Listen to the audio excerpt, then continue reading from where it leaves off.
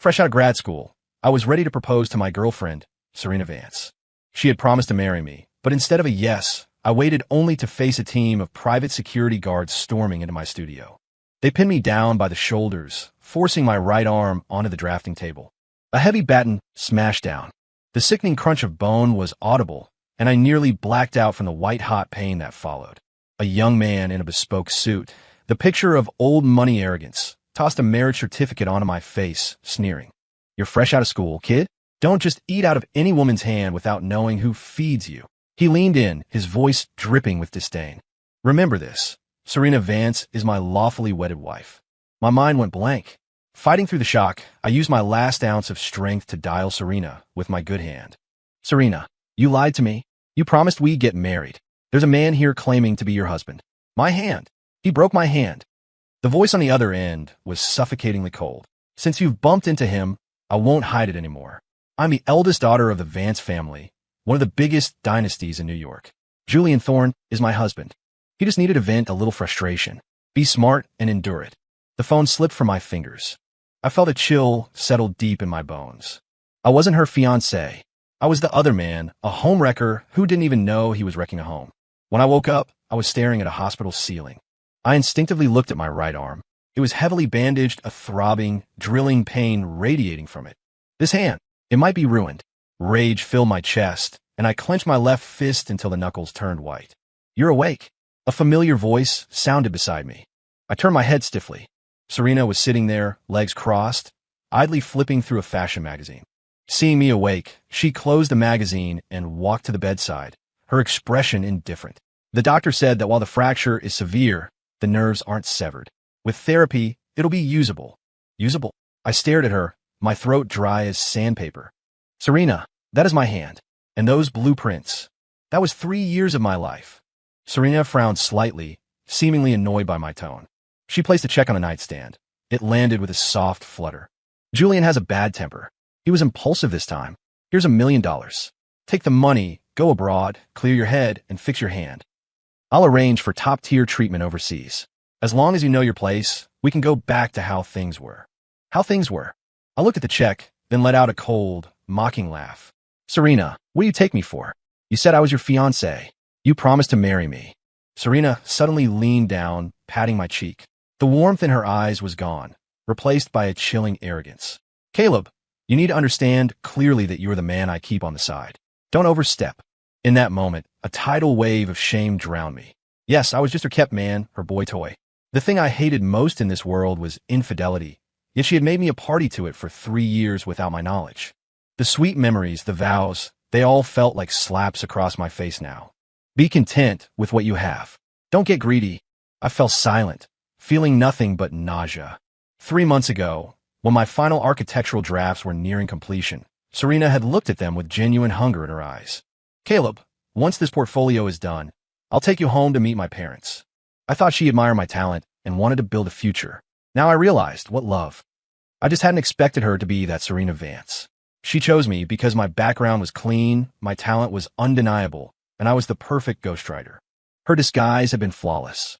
"Stay in the hospital for a few days. I'll visit when I have time," she said, straightening up. "And remember, don't provoke Julian. Even I can't protect you if you do." She turned to leave, her silhouette resolute. I grabbed the water glass on the table and hurled it at the doorframe. The sound of shattering glass exploded in the room. Serena paused, but didn't look back, dropping one cold phrase, "Unreasonable." After she left, I lay there like a puppet with its strings cut. The thought that I had unknowingly slept beside another man's wife, enjoying the warmth that belonged to him, made me want to vomit. I was a victim, but I was also a perpetrator. This dual torture was burning my sanity to ash. The next afternoon, Julian Thorne came to see me. He wore a custom Italian suit, radiating the arrogance of the ultra-rich. 2 bodyguards trailed him, carrying a thermos. "Mr. Stone is recovering well," Julian said, walking to the bed and removing his sunglasses to reveal mocking eyes. "Heard you threw a tantrum yesterday. Quite the temper." He waved a hand, and a bodyguard placed a thermos on the table. "I had a chef make you some bone broth. After all, you sacrificed that hand for the partnership between the Vance and Thorne families. Even if you're just a gigolo, the Thorne family is generous." I gripped the sheets, veins bulging on my good hand. He was humiliating me. Take your trash and get out. Julian laughed loudly. Caleb, get a grip on reality. I am Serena's husband. I am his son-in-law of the Vance Empire. You're just a shameful little secret. Serena kept you around because you're pretty enough to alleviate her boredom. You didn't actually think you could marry up into our world, did you? He was right. I was Serena's plaything. But I never wanted to replace him. I just wanted the truth. I stared him down coldly, which seemed to irritate him. What? Think a little talent gets you a seat at the table. Serena wants the accolades, sure, but she would never offend the Thorne family for a charity case like you. And she certainly wouldn't make her lawful husband unhappy for an outsider.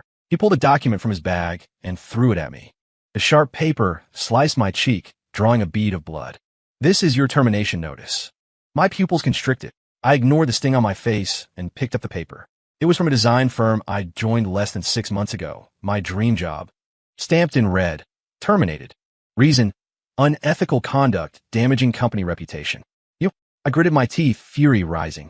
What right do you have? That's my career. Julian adjusted his cufflinks casually. You still don't know? The biggest investor in that firm is the Vance family. As her son-in-law, I fire who I want.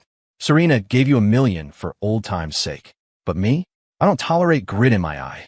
Take the money and get out of New York. Otherwise, next time, it won't just be a hand that gets broken.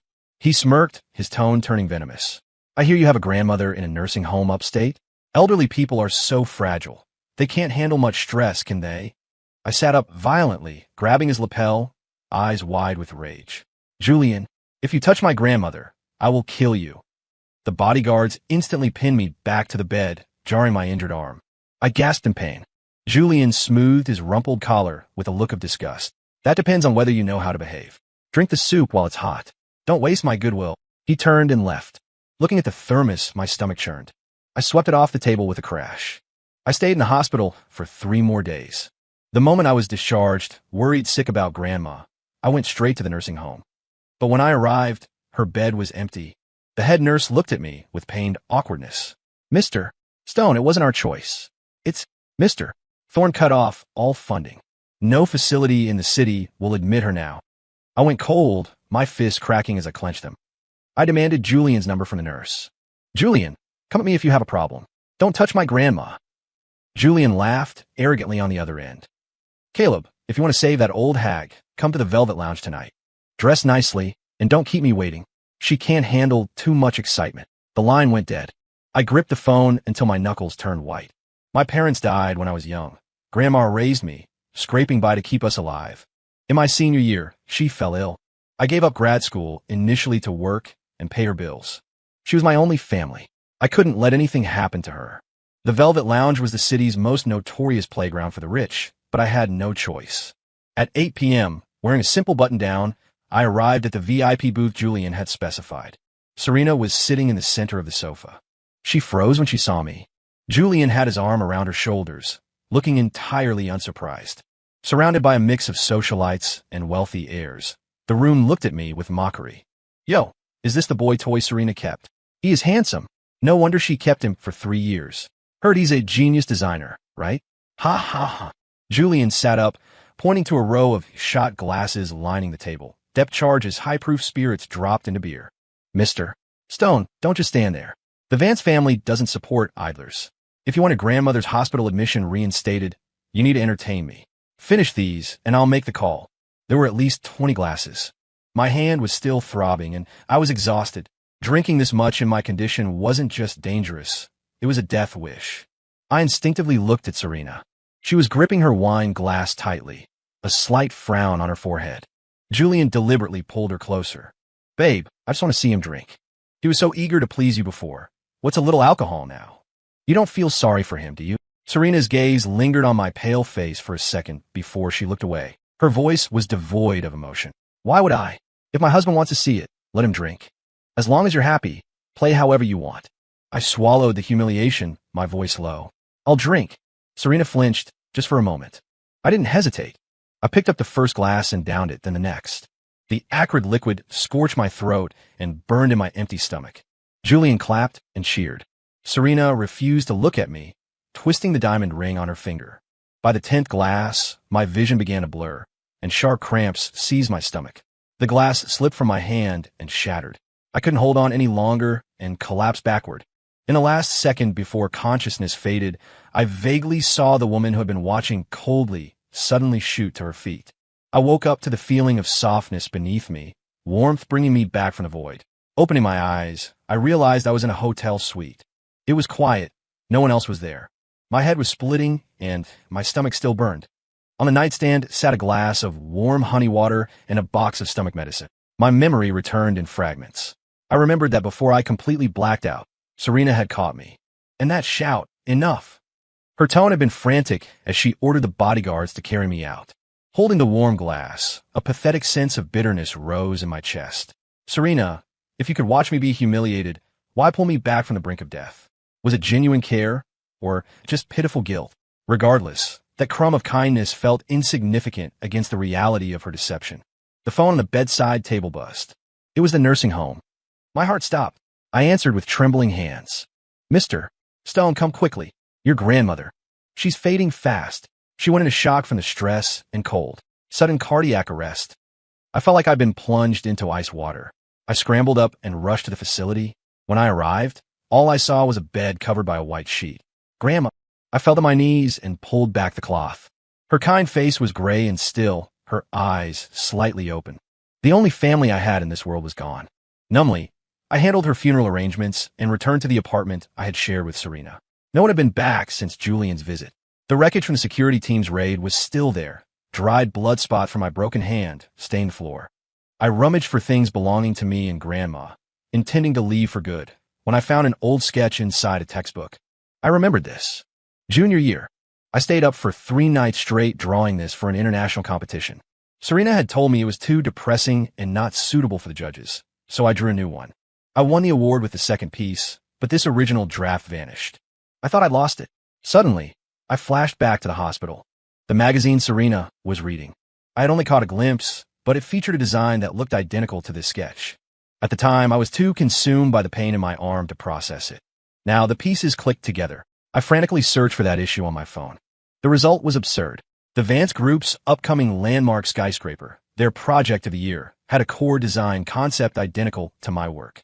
And the lead architect listed was Julian Thorne. So that was it. I started laughing, my body shaking, but no tears came, only pure hatred. I finally understood why Serena chose me. It wasn't just that I was clean and easy to manipulate. Julian was a fraud, so she tricked me into drawing for him. Julian couldn't play the genius, so she used my drafts to pave his road. From the very beginning, Serena Vance approached me to find a ghostwriter for her incompetent husband. I tore the rejected drafts I had drawn for her into confetti. 3 days later, the Vance Group was holding their press conference. I was going to give them a gift they would never forget. The day of the launch, the giant screen displayed my work. Julian stood on stage, gleaming in the spotlight, calmly answering questions. I watched him and Serena from the shadows, a cold sneer on my face. The moderator asked, Mr.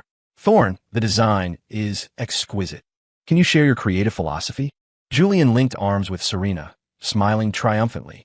My inspiration came from my love for Serena. I wanted to give her a warm home. I pulled my cap lower, blending into the press pit, and raised my hand. Mr. Thorne, since this is your masterpiece, could you tell us exactly when you created this design? And where was the initial concept sketch completed? Julian hesitated. The question was too basic, yet too specific.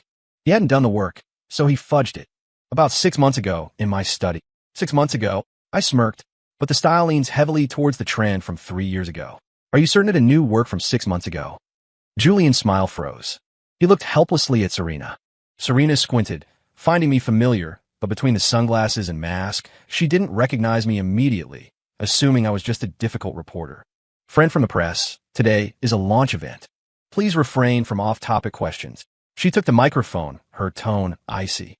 Security, please escort this disruptor out. 2 guards moved toward me. No need. I'll leave after I finish my questions. I ripped off my sunglasses and mask. Serena nearly dropped the mic, her pupils dilating. Caleb, Julian turned pale. How are you here?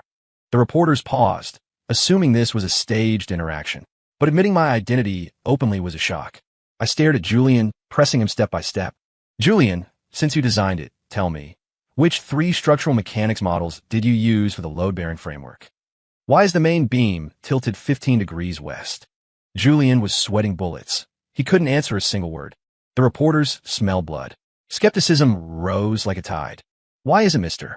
Thorne answering? He can't answer basic questions? Did he use a ghostwriter? Is the Vance Group's project plagiarism? Julian panicked. He couldn't admit to plagiarism. Desperate, he pointed a shaking finger at me and screamed, "Don't listen to him. He's not a reporter. He's a gigolo who seduced my wife." The crowd gasped at the sudden twist.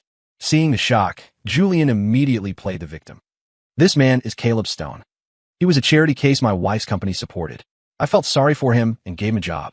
But he bit the hand that fed him and seduced Serena while I was on a business trip.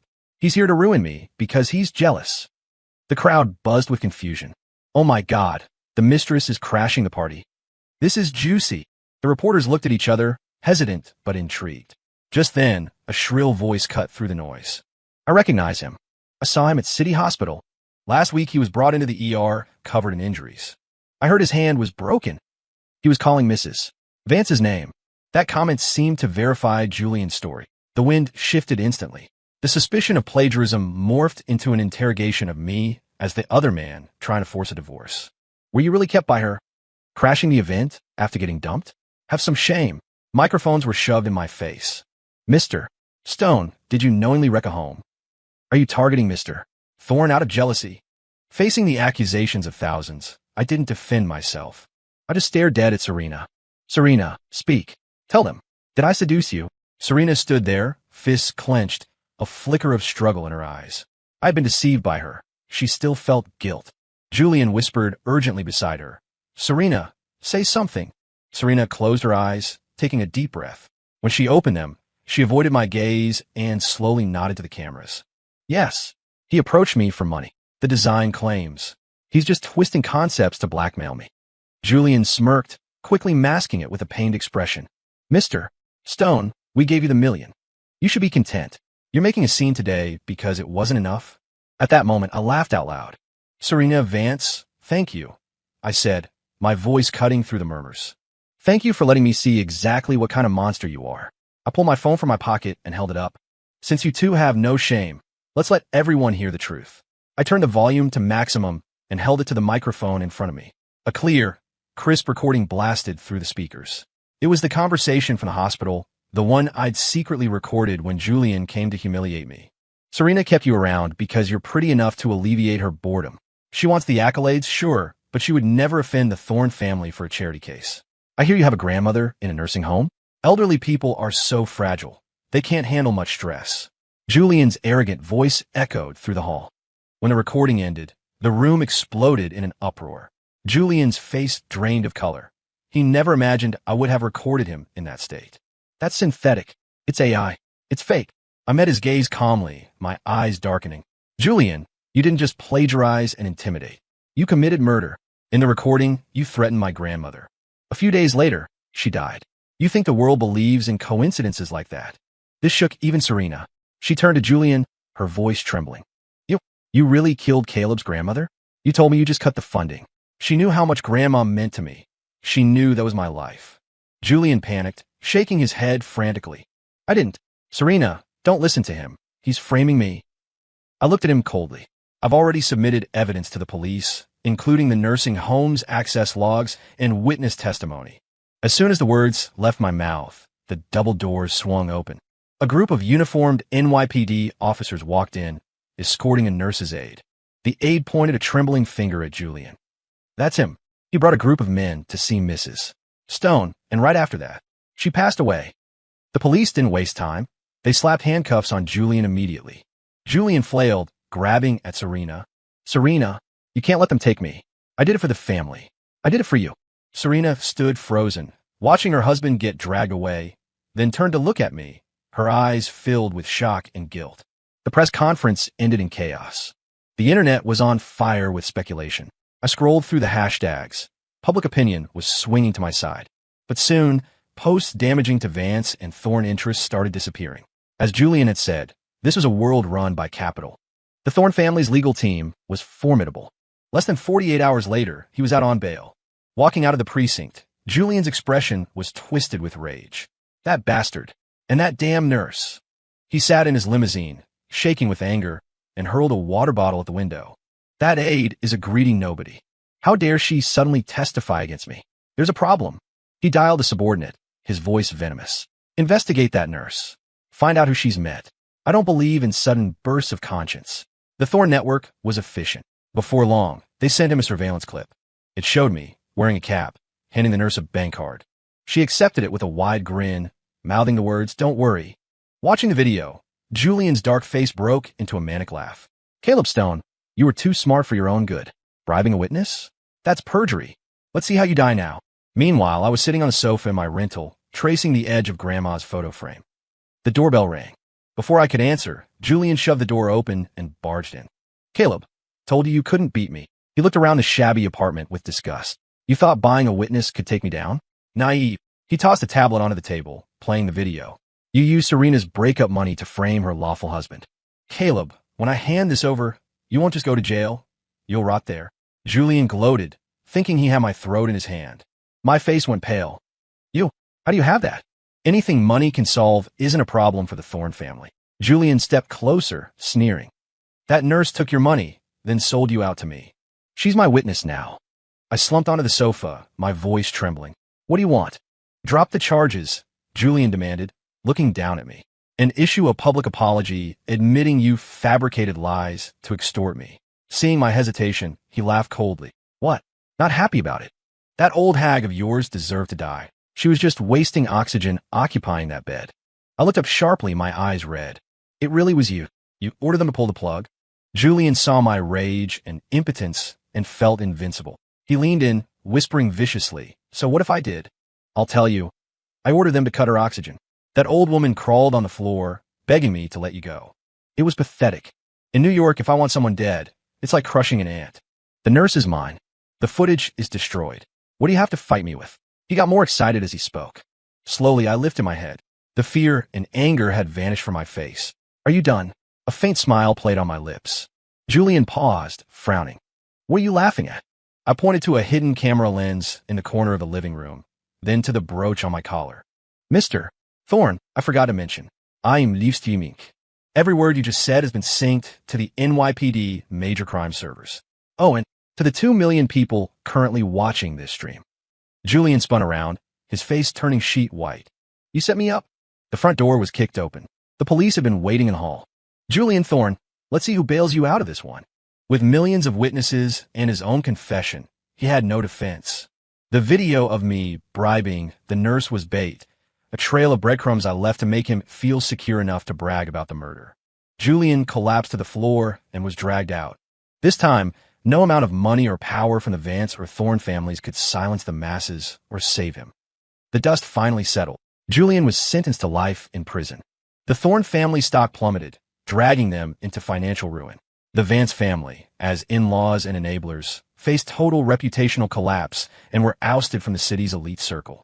I bought a train ticket south, carrying Grandma's ashes, ready to leave this city of heartbreak. Serena Vance appeared at the station, blocking my path. In just half a month, she looked haggard and broken. Caleb. Her eyes were red, her voice raspy. She tried to grab the handle of my suitcase. I divorced Julian. The family took a hit, but I still have assets. We can start over, can't we? I really loved you. When I first saw you, my heart truly moved. The marriage was a business arrangement. I didn't love him, but I had no choice. I know I was wrong. I'll spend the rest of my life making it up to you. I'll find the best doctors for your hand. I'll make you the official son-in-law of the Vance family. I swear. Looking at this woman begging so pathetically, I couldn't even find hatred in my heart anymore. Just pity and disgust. I took a step back, avoiding her touch. Serena, don't you think I'd feel dirty? Serena's face fell. The gullible, obedient Caleb you loved is dead. He died the moment you let Julian crush my hand and admitted I was just a mistress. As for being the Vance son-in-law, I gave a mocking smile. Save that title for hell. Give it to Julian. The final boarding call echoed over the intercom. I pulled my suitcase and walked through the gate without looking back. Serena suppressed a sob, still calling my name. I pretended not to hear. I touched the ear in my bag. Grandma, let's go. To a place without lies or betrayal. As for Serena Vance, she would spend her long, bleak life rotting in regret and ruin.